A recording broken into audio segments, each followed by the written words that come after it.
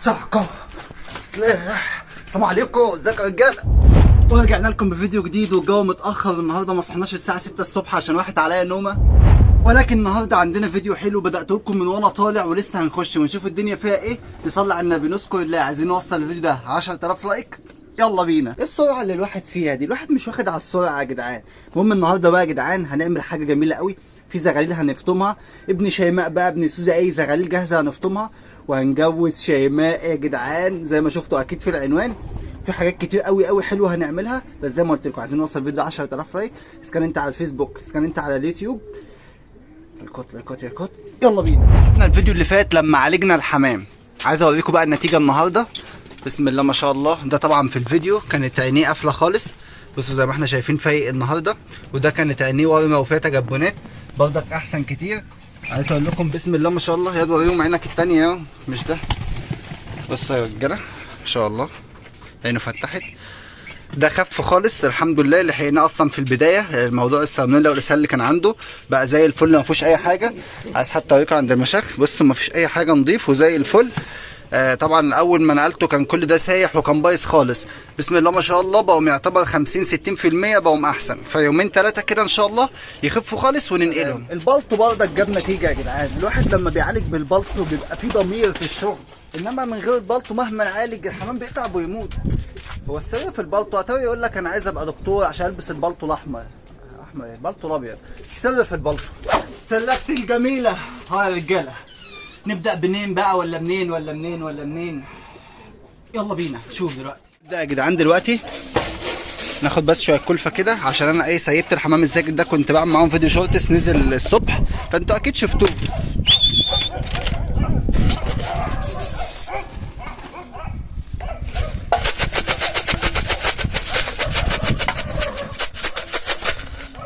بصوا يا جدعان بجيبهم كده واحدة واحدة.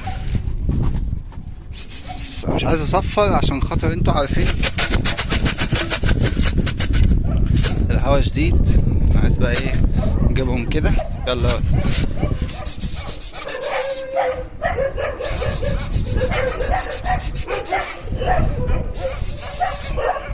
يلا حبيبي، يلا يا بابا، يلا حبيبي، يلا خش جوه. يلا ادي انت هو. يلا لا مش كده بقى. يلا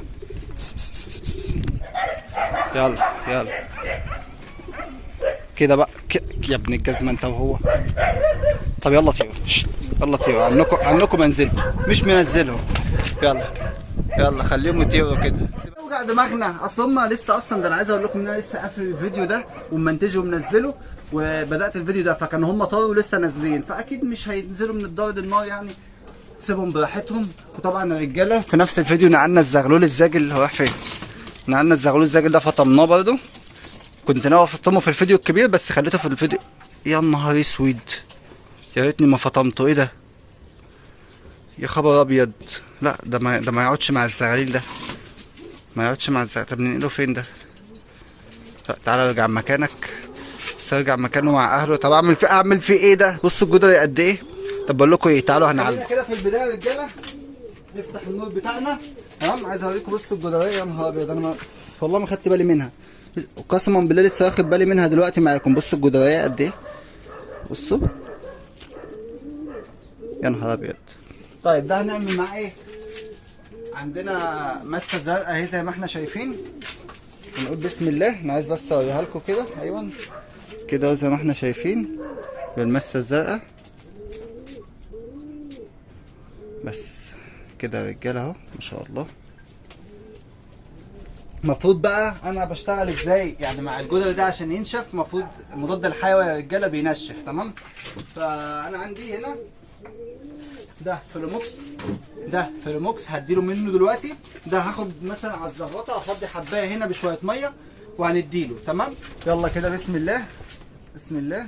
هوب اثبت يا بالزغوطه يا جدعان. ايوه بس كده بقى زي الفل. تمام كده بقى زي الفل. ولكن بقى مش هينفع يتحط مع الزغاليل. انا بقول ارجعه لاهله او في وسط الحمام هناك. كده كله واخد في قلب بعضه. تعال. مشكله يا جدعان. اصل انا هنقله فين؟ معلش يعني هنقله فين؟ هنقله لوحده مش هياكل ولا يشرب. طبعا السلاكه هنا بتاع الزاجل واخده اصلا امراض كتير. بصوا رايح على ابوه وامه على طول. فخير خير، هو هينشف ان شاء الله ومش هينقلهم، يعني هو عشان مناعته ضعيفه فلقط، انما الكبار دول باذن الله يعني مناعتهم قويه باذن الله مش هيحصل لهم حاجه. اعقم ودلع وهو من دي انا تعب. دلوقتي بقى يا رجاله، قبل ما نجوز شيماء وهنجوزها جوازه محترمه، وهقول لكم ليه انا جوزتها لفوزي. يعني طبعا هنجوز شيماء لفوزي تجربه، بصوا ما تركبش على بعض، بس هقول لكم ليه انا جوزتهم لبعض، واللي فاهم قوي هيعرف ليه انا جوزتهم لبعض. بس دلوقتي يا رجاله في حاجه انا لاحظتها، ان الحمد لله رب العالمين دولك فكوا. بصوا بصوا ما شاء الله فكوا. طبعا انا عقمت ايدي ولكن ده ما بيطلعش بسهوله، يعني المسه الزرقاء. بسم الله ما شاء الله، الله اكبر الله اكبر. دولك طبعا لسه اول عش ليهم مع بعضيهم ما شاء الله. بصوا مأكلين الزغلولين، الله اكبر. بصوا مع اني والله العظيم لسه ما فطرتش الحمام ما شاء الله. بصوا كلفه، طبعا هتلاقوا كلفه قصادهم، لان انا بصراحه عايز اقول لكم ان انا تعبان بقالي كذا يوم. الناس اللي قريبه مني قوي، يعني الناس اللي قريبه قوي مني واصحابي عارفين ان انا اصلا راقد بقالي كذا يوم، كنت بموت حرفيا. فهتلاقوا طبعا بقى ما بقشطش، الدنيا عايزه تتنضف، فالحمد لله. ودولك برضك ايه ده؟ لا مش دولك اهو، دولك النهارده برضك انا لاحظت ان هم ما شاء الله فكوا، بس فكوا شكلهم حصوايه واحده بس ما شاء الله، لسه هيفكوكها النهارده ما شاء الله ما شاء الله ما شاء الله ما شاء الله، الله اكبر بسم الله ما شاء الله. طبعا عايزين تحديق هبقى فاشلهم ان شاء الله. بس دول كانوا بايضين معاهم في نفس الوقت اعتقد، ولا بعديهم بيومين مش عارف. لا ما كانوا بايضين خلاص هي هتفك اصلا. بصوا ما شاء الله ما شاء الله هتفك، الله اكبر. لا احنا نحطها واحده واحده بالراحه بالراحه. انا اسف ديك بقى لازم نحط لها تحديق عشان الزغلول يطلع على التحديق. بس كده يا رجاله عشان الزغلول يطلع ايه على تحديق على طول، لان القص دولك ايه بالشوكه والسكينه، فلازم نبقى ماشيين معاهم بره. طيب دلوقتي بقى يا رجاله هنبتدي نفطم الزغاليل، هناخدهم من اول هنا تمام. دولك كده ما شاء الله بياكلوا لوحديهم، ولكن انا هاخد ده بس، لان ده زي ما احنا شايفينه ضعيف، فاسيبه مع امه وابوه كده شويه.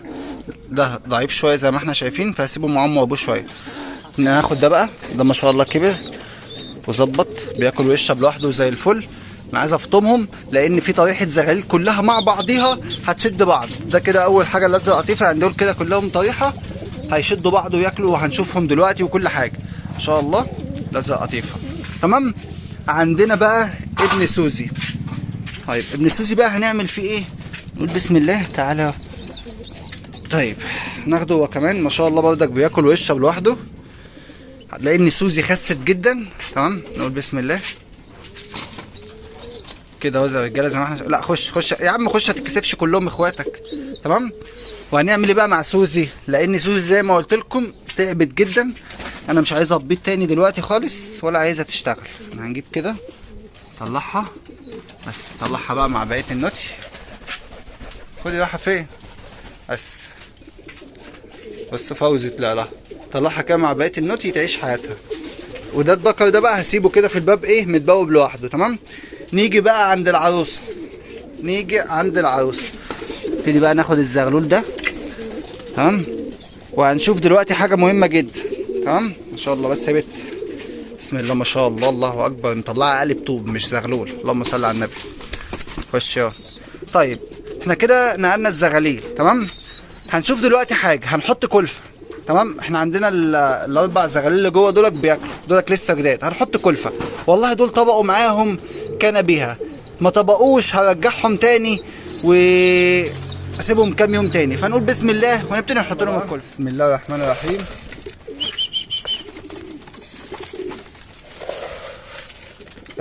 بص القدام طالع على الكلفه، فطبعا القديم ممكن يشجع الجديد. بس كده بصوا ابن سوزي اهو. ابن سوزي راح اول واحد بياكل، ولطقاطي بياكل ما شاء الله. بصوا السفروت، ابن السفروته ده عمل ايه؟ حط في الطبق ما شاء الله. طيب كده يا جدعان ما شاء الله كله هياكل. بصوا لطقاطي اهوك. ابن سوزي رايح، والازرق قطيفه راح كمان كل. بصوا كله بياكل اهو ما شاء الله. بصوا الله اكبر كله طبق. ولا انت رايك يا سوزي؟ ايه رايك؟ ايه هاتي بوسه وحشتني والله. ايوه يا رجاله. بص الله اكبر. ده القطاطي وكله راح على الكلفه، الله اكبر. بصوا انا طبعا هحط لهم طاجن تاني، بس انا عايزهم كلهم ياكلوا النهارده في الطاجن ده حتى لو ما كلوش حلو. ليه؟ خليهم يشجعوا بعض. بكره هحط لهم طاجن تاني وياكلوا بقى على جوع فاهمين؟ فهي دي كده كوجبه ايه، نص نص، ياخدوا على المكان وبكره يطبقوا بقى في الكلفه على الاخر. بصوا ابن سوزي ولا كأنه متربي معاهم ما شاء الله، والقطاطي بس، فكله كده هياكل ويروق على حاله ما شاء الله. نيجي بقى للعريس. يا سوزي خدي نيجي للعريس. بصوا اللي زايف على سوزي. تعالى تعالى يا صاحبي. طبعا ليه بقى هجوز؟ خد يا عريس، انا هجوزك اغلى حمامه عندي، وانت اغلى ذكر عندي، وهي اغلى انتايه عندي. طبعا ده فوزي. ليه هنجوزه لشيماء؟ طبعا زي ما احنا عارفين شيماء ما بتبيضش، وشيماء بتحضن، وشيماء عطال، تمام؟ والذكر ده من ساعه ما تعب وهو لا بيتجوز ولا بينيل، وعطيته لكذا انتايه، ولا يعني بقى عامل زي الفرخه البلدي كده، تمام؟ فانا عايزهم الاثنين ياخدوا بعض منهم، يتسلوا مع بعض، ويبقى ذكر وانتايه طالما هم مش شغالين، وفي نفس الوقت حضن تحتيهم. ده بقى يتعلم يزق، يتعلم يعمل، يمكن يخف تحتيها ويعرف يكسر، تمام؟ لغايه اما نشوف يوسف الرايق هيعالج لنا شيماء ازاي. فعشان كده هنجوز فوزي لشيماء. الله اكبر. امور يلا امور. انت ايه، خليك هنا كده دلوقتي عشان اجهز لكم عش الزوجيه. طبعا دولك ما ينفعوش باب زي كده، باب صغير عليهم، فاحنا هنجهز لهم باب بقى ايه كبير زي ده. وهنجهز باب شيماء القديم، طبعا بقاله فتره مركون وتعقم وزي الفل.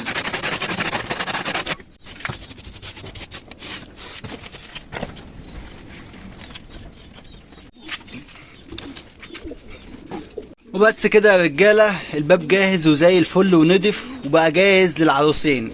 نيجي بقى ما شاء الله يا ابني لا انت ايه عينك من سوزي؟ لا انا اخترت لك شيماء خلاص. سوزي عريسها موجود، لو سيبت عليك هياكلك. بسم الله ما شاء الله. عيشوا انتوا. بصوا القطاطي وكله بياكل، والله اكبر. يا عم خلاص بقى. ايوه تعالى بسم الله. ايه سوزي، ايه انت عينك منه انت كمان ولا ايه؟ ده جوزك جنبك اهو. اوعى وليه. خش بسم الله ما شاء الله. بس يا ماما. طبعا يا جدعان ما شاء الله الباب واسع حلو عليه. مشكلته عايز باب اعلى عشان لو حب يجي يكسر هيلزق في السقف ده لو عرف يعني. فدلوقتي بقى نقفل عليه. شيماء في واحد فين؟ شيماء يا عروستنا تعالي. بصي بقى انا جبت لك عريس قدك 4 مرات، تمام؟ عشان يملى عينك. انا بس كل اللي عايزك منه انت وهو، لا انا احترميني وانا بكلمك. انا دلوقتي بكلمك كلام كبار، انت هتتجوزي وعاقله. يعني كل اللي طالبه منك ان انت تعامليه كويس بما يرضي الله، وهو كده كده هيعاملك كويس لانه هو عامل زيك، يعني ما يفرقش عنك كتير، يعني هو مش راجل يعني لا مؤاخذه. فكل اللي عايزه بس منك انت وهو ان انتوا كل لما احط لكم بيض تطلعوا لي زغاليل، بس حاجه مش صعبه يا شيماء. تعالي بقى يا اختي بسم الله. تعالي انت واقفه بتستنيه؟ يلا يا شوشو يا شوشو. طيره له بسم الله ما شاء الله. لف وارجع تاني. بص لف وارجع تاني. اتخضت يا عيني من شكله. بس يا نهار اسود، يا نهار اسود. ايه اللي جاب القلعه جنب البحر؟ ايه اللي جاب القلعه جنب البحر؟ ايه اللي جاب القلعه جنب ايه ده؟ يا فوزي ده يا فوزي ده بايه بيطبق عليه المشهد اللي اتعمل في الفيلم بتاع ايه بتاع زيكو. نسوان يا فتحي، نسوان يا فتحي. هو ده اللي حصل مع فوزي دلوقتي حالا. هما هيقعدوا يلعبوا مع بعض شويه ومش هيضربها وهي مش هتضربها، هياخدوا على بعض. انا عارف شيماء محترمه وبتاخد على العرسان بسرعه. نسوان يا فتحي. هو ده فوزي بقى. محمد محمود هو الممثل اسمه محمد محمود. يلا عيش. معلش يا شيماء معلش، هتاخدوا على بعض، نسيبهم شويه ونرجع لهم تاني. انا مش مصدق نفسي. فوزي وشيماء اغلى حمامتين عندي اتجوزوا بالرفاق والزغاليل. انت قاعده على الكرسي، انت اللي باقيالي يا حبيبتي. تعالي يا سوزي، تعالي يا حبيبتي، تعالي يا ام وقفه. تعالي خد يا بت، خد.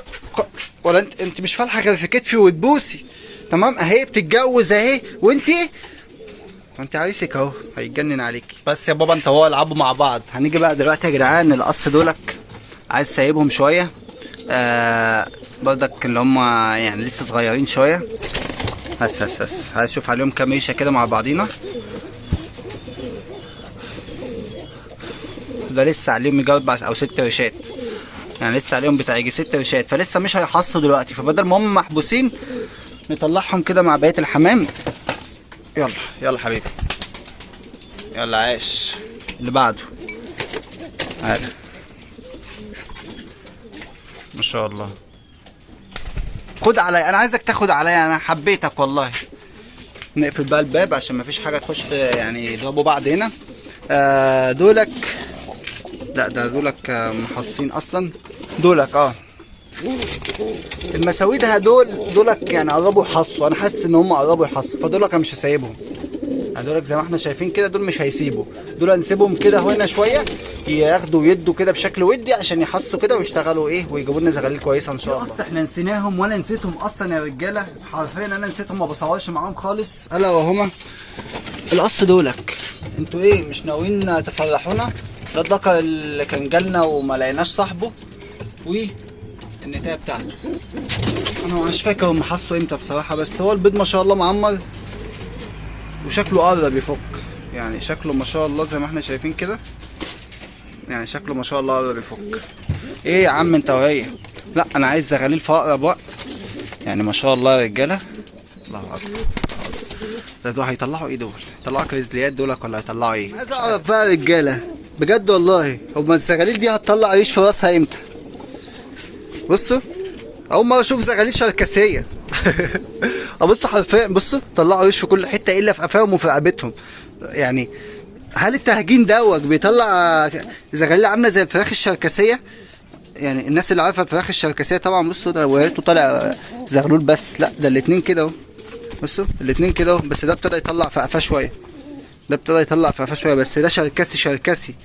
هو ايه التهجين الكراكندي مع الريحاني بيطلع حمام من غير شعر في الراس؟ شكلهم عجيب قوي، يعني زغاليل مش مفهومه، هم بزراميط وبلدي وكل حاجه، بس زغاليل مش مفهومه. يلا بكره يكبروا ونعرف ان شاء الله لو ليهم نصيب يعني معانا. والله يا جدعان انا في حاجه كده جايه في دماغي بقالها كام يوم وعمالي يعني ايه اخذ الشيطان منها، مش عارف. بفكر كده ان انا الغي حوار النش من هنا خالص، يعني والله العظيم بقالي كام يوم كده عايز الغي حوار النش كده من هنا خالص، وبفكر ان انا اقفل شبكه القمرايه وافتح الجنب ده كده، الجزء ده كده كله يتفتح ويتشال الباب، يعني الجزء ده كده كله يتفتح، تبقى دي كلها كده سلاكه، والبيبان دي كلها تخش من ضمن الفرخ معانا، وكل ده يبقى سلاكه.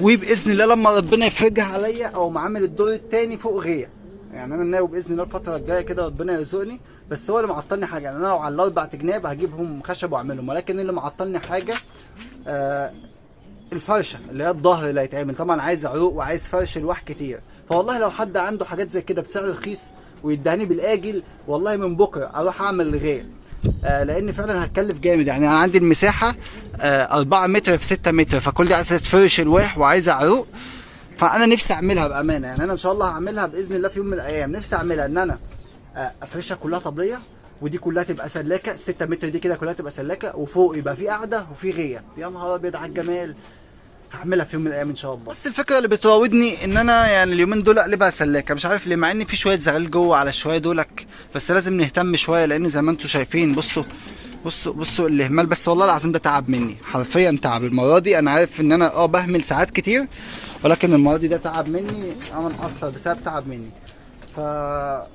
خير يا جدعان، خير ان شاء الله. هنبتدي نهتم بيهم، والزغاليل دي كلها باذن الله كام يوم كده وهننقلهم الغيه، وكله خير ان شاء الله. طيب بصوا يا رجاله، انا حاولت اهديهم بحاجه، حطيت لهم حصوايه، ولكن انا هعمل ايه بقى؟ انا هسيبهم، تمام، هسيبهم. خلي شيماء كده تسيب، عشان بقالها فتره كمان ما بتسيبش، تاخد فتره نقاهه، وفوزي كمان يسيب. ولكن هم خلاص الاثنين بتوع بعض ان شاء الله، هم الاثنين بتوع بعض. عايز كام بقى احطهم في بابين جنب بعض يشوفوا بعض. ولا انت رايك يا سوزي؟ ايه رايك يا سوزي؟ طب بقول لكم ايه، تعالى ادخلك ليه يمكن يقبلك انت. فهم ان شاء الله لبعض. هخليهم ياخدوا على بعض، اسيبهم بس كده شويه يطلعوا ويخشوا، وباذن الله خير. ولكن هم خلاص كده اتجوزوا وهم لبعض. سوسن ليك يا فوزي. وبس كده يا عزيزي الغاوي، ده الفيديو كده بتاعنا النهارده، ان عملنا فيه الزغاليل وفطمناها، وما شاء الله لسه بتاكل اهيك وزي الفل. وجوزنا شيماء لفوزي، ويعني خلاص هم لبعض وندخلهم لبعض، وكله خير. شوفوا وشكم على خير، انتظروا الفيديو الجاي. سلام.